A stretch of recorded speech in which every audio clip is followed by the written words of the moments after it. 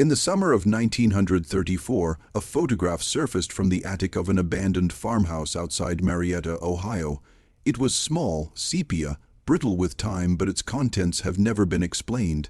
12 children, barefoot, their faces covered by white muslin sacks tied at the neck. Behind them stood a man and a woman, their hands resting on the children's shoulders. Both smiled, the children did not. The photograph was traced back to the Whitlock Orphanage for the Indigent, an abandoned institution that burned to the ground in 1891, leaving nothing but scorched earth and half-buried bones. Officially, the Whitlocks were remembered as benefactors of the poor. Unofficially, the few records that survived hint at something far darker. In mid-19th century Ohio, the Whitlocks were admired for their Christian charity. Joseph Whitlock, a towering man with thick, black hair, was a respected deacon at First Baptist of Marietta. His wife Miriam was a schoolteacher known for her stern discipline and unyielding moral standards. Together, they opened the Whitlock Orphanage in 1856, a sprawling clapboard structure at the edge of dense woodland. Newspapers praised their selflessness, calling the orphanage a beacon of mercy. But whispers in town told another story. Children rarely left the Whitlocks' care. Those who did were different, sunken eyes. Tremors in their hands, a strange aversion to daylight. The Whitlock Orphanage was built in layers, like a secret unfolding. Its first floor held wide, drafty rooms for the children, iron beds, wool blankets, walls painted the color of wet ash. But the second floor was off-limits even to staff. A locked staircase guarded by Miriam herself led to narrow halls, strange chemical smells, and the faint echo of chains against wood. Beneath it all, the cellar lined with stone damp year. Pound was used, according to Joseph, for food storage. Yet locals swore they heard muffled crying from underground on windless nights. And in winter, strange steam rose from the earth around the building, even when snow covered the rest of the grounds. Within 2 years of opening, the orphanage had taken in over 60 children. By 1860, only 31 could be accounted for. Death records showed fevers, wasting sickness, and accidents. But one farm hand who delivered milk swore he saw Miriam and Joseph loading a covered wagon at night, the shapes inside long and still, wrapped in burlap. Authorities questioned the Whitlocks once, briefly. The local sheriff dropped the matter after Joseph donated a substantial sum to his re-election campaign. That was the last time law enforcement set foot inside the orphanage until its destruction. In 1871, an itinerant carpenter named Ezra Lowe was hired to repair a section of the second floor after a roof leak. What he found would never be entered into public record. Behind a false wall was a narrow chamber with 2 rows of wooden chairs bolted to the floor, each with leather restraints. On a table nearby, he saw scalpels, glass vials, and several small jars containing what looked like human eyes. Miriam entered before he could flee. She smiled, closed the door, and paid him 3 times his fee to forget what he had seen. Ezra left Ohio the next morning and never returned. Years later, 3 letters were found in the attic of a demolished boarding house, letters written by orphanage children, smuggled out in the laundry. One read, "They say we are angels to be made ready for heaven, but angels shouldn't bleed like this." Another, "I wake up in the other place. I can't tell if I'm sleeping or awake.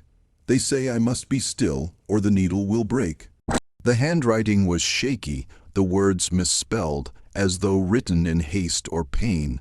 No record exists of the children's identities. In 1874, Reverend Matthew Crane of First Baptist came to deliver a sermon at the orphanage. He left after only 20 minutes, visibly shaken, and refused to speak of what he had seen. His private diary, found decades later, contained one entry from that day. "Their eyes follow you in the dark. Not the children, the walls." The following Sunday, he preached on the dangers of false saints and ministries of the devil. Within a month, his church attendance dropped sharply. Parishioners loyal to the Whitlocks accused him of blasphemy, and he resigned soon after. By 1877, Marietta suffered a mysterious sickness. Children in the town, those never near the orphanage, began wasting away. Fevers burned for weeks, followed by coughing fits and severe hallucinations. The town physician suspected contamination from the Ohio River, but a fisherman claimed he saw the Whitlocks dumping barrels into the water at night. One burst open on the rocks, releasing something pale, long, fingered and hairless, which slithered into the current. Only one documented escapee ever emerged from the Whitlock Orphanage. In 1880, a 15-year-old boy named Elias staggered into a general store at dawn barefoot, wearing nothing but a blood-stained nightshirt. He refused food and water, mumbling about the table and the singing in the walls. He was taken in by a traveling preacher who claimed Elias could not tolerate sunlight without blistering. Within 2 months, the boy disappeared again, leaving behind only a strip of muslin cloth knotted into the shape of a noose. Neighbors noticed that Miriam Whitlock maintained a large vegetable garden, lush even in drought years. No one knew where she sourced her soil, but the ground was always dark and rich. One summer, a stray dog dug up something from between the rows of cabbage, a small human hand, perfectly preserved, its skin the color of candle wax. The sheriff dismissed the find as medical refuse from a Cincinnati hospital. That dog was found dead days later, its eyes missing. Residents on nearby farms spoke of faint music drifting from the orphanage at night, not piano or hymnals, but slow, discordant tones, like a child dragging fingers across the strings of a harp. Some claimed the music was accompanied by whispers, in a language no one recognized. One elderly farmer swore the sound wasn't coming from the building at all, but from beneath the ground.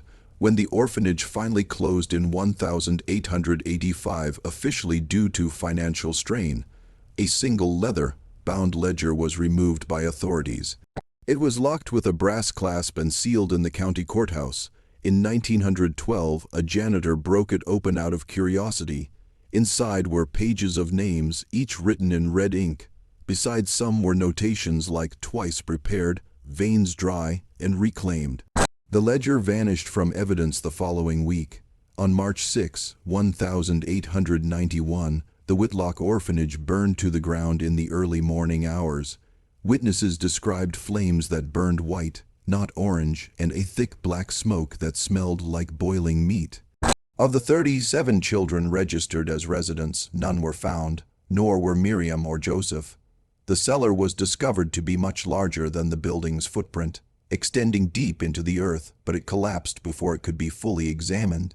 Despite a statewide search, the Whitlocks were never located. Rumors spread that they fled west or joined a religious sect in the mountains. Others believed they never left the orphanage, that they remained in the tunnels beneath, their work unfinished. In 1902, a prospector claimed he saw a pale woman with black hair watching him from a ravine near the old site. She vanished when he approached.